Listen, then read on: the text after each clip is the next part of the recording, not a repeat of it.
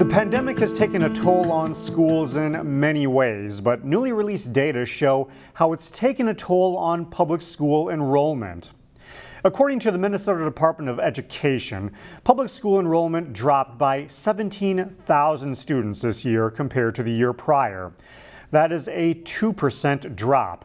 School officials say the drop is more pronounced among younger students as more families opted to delay starting kindergarten by a year or choose non-public school options during the pandemic. There's concern that the enrollment drop this year will lead to a funding crunch next fall because the state bases this funding on enrollment. Here's how the enrollment drop impacted local school districts. The Robbinsdale School District lost nearly 700 students, including a 22% drop among kindergarten students.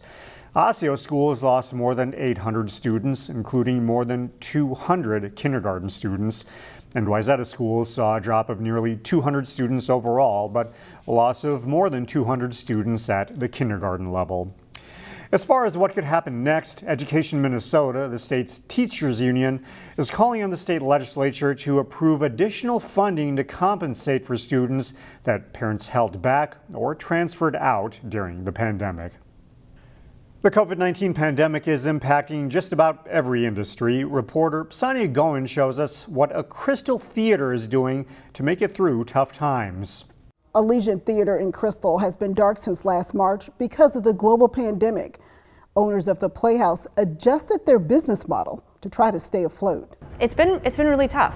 The Crystal Performing Arts venue temporarily closed 5 days before they could bring the curtains up on their first production. And we are just this close to opening up, and then in March, no one really knew what was going on, but we sort of had a feeling that it wasn't safe to do it. Manager Christine Wade says actors have rehearsed for future plays, but under COVID-19 rules, the theater can only operate at 25% capacity. So we can have, 10, 15, 20 people in here in our main space. So and that's including actors. That's not audience. That's everybody in the building. So it's very sparse. The owners adapted to adversity by renting out their space to other organizations like the Brooklyn Park Drum Corps.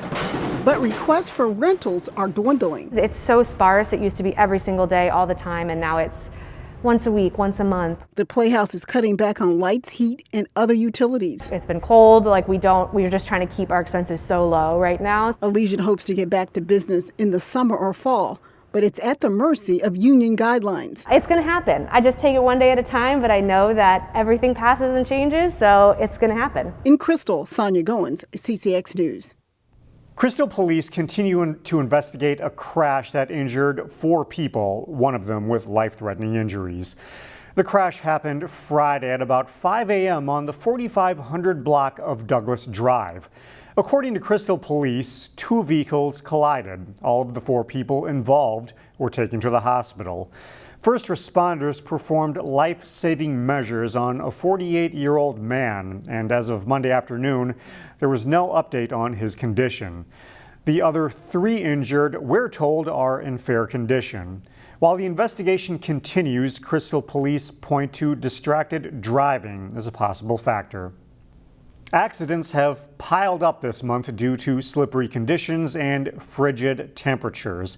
CCX News reporter Pafua Yang visited local body shops to show us how backlogged they are. When temperatures dip below freezing, cars can suffer if you're not careful. Auto mechanics tell us what to watch for on cars when winter hits. This one lost control. At Modern Auto Body Repair in Brooklyn Park, the recent cold snap made for a crowded parking lot, and it usually comes at the agony of drivers. This one here, I believe they slid out and they hit something on the side. Mike Hendren, owner of Modern Auto Body, says sub-zero temps and slick roads are the cause for some of these damages. A lot of rear ends and a lot of front end damage. People sliding into each other. But Hendren says many times you can avoid accidents simply by taking care of your car. Every year during the winter, you definitely tell when tires have been neglected. We see a lot of cars that have no tread or barely any tread. Aside from balding tires, the auto repair shop also sees old batteries. Yeah, we had a fluctuation of tows and emergency calls for batteries, yes. Zach Shorts, owner of JPT Auto Services in Brooklyn Park, says batteries seem to be a big problem. Our vendor was running short. I mean, they've got enough to keep us supplied, but the ones that we carry on our shelf are gone, and we're ordering them per vehicle. The frigid temps also affect coolant and power steering leaks. Good pre-winter checkover is always recommended. We do that a lot. Summer checkovers, winter checkovers. But even with all the maintenance and car technologies, technicians say you can never be too careful. People just need to slow down, know the road conditions, know where you're going, get there at some point, just take your time. In Brooklyn Park, Pafu Yang, CCX News. Next month is FoodShare Month, and the Community Emergency Assistance Programs, or CEAP, in Brooklyn Center is starting a big drive now all through March. We have the CEAP Community Challenge, as we have described it, in participation with March FoodShare. Our goal this year is to raise $150,000 and 250,000 pounds of food.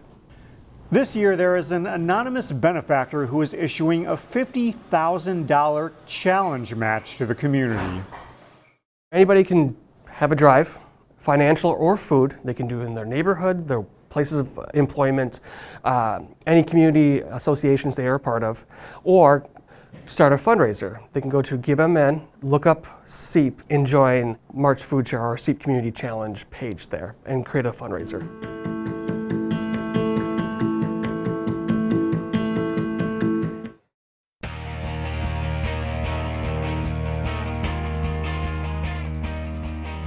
The Champlin Park boys basketball team enters the week unbeaten and ranked #1 in the state in Class 4A.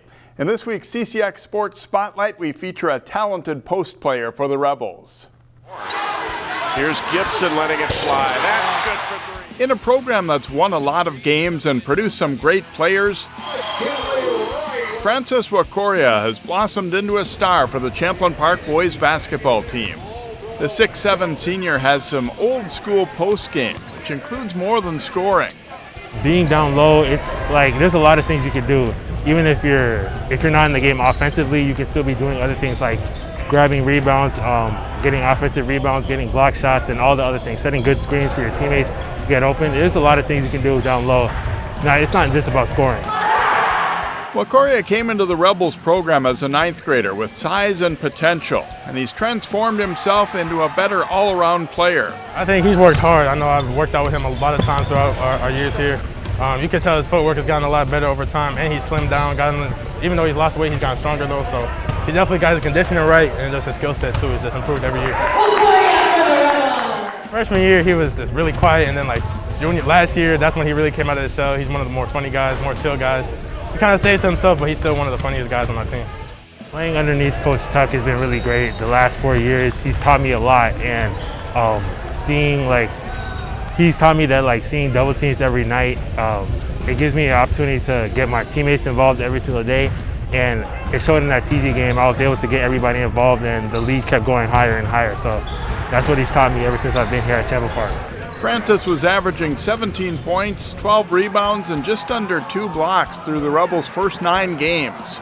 Along with fellow seniors and captains Josh Strong and Dylan Gachaba, he gives Champlin Park 3 legitimate stars.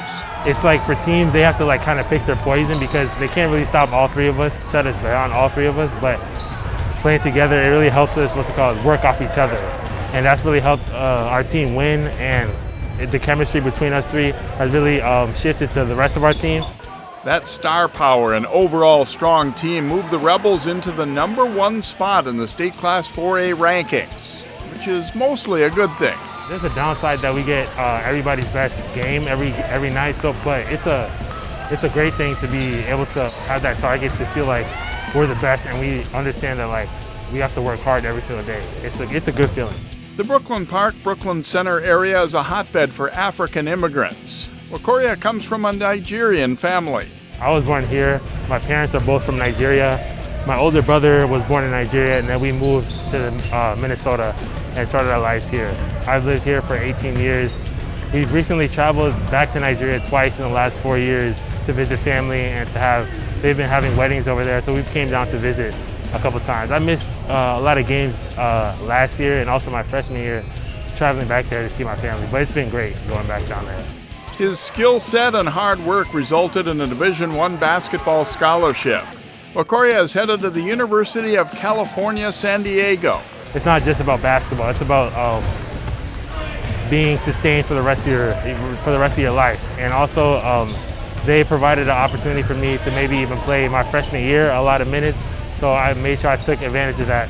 And as Francis Wakoria closes in on the end of his high school career and gets set for the next chapter in his life, one of his predecessors as a Rebel star post player, current Marquette senior Theo John, has offered words of advice. I've been in constant talks with Theo.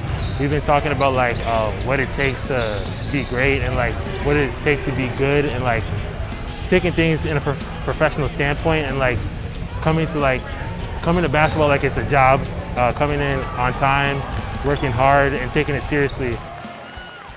Francis and the Rebels have 2 road games this week at Elk River and at Blaine. He averaged 27 points in Champlain Park's wins over Park Center and Coon Rapids last week. That's all for sports. I'm Jay Wilcox.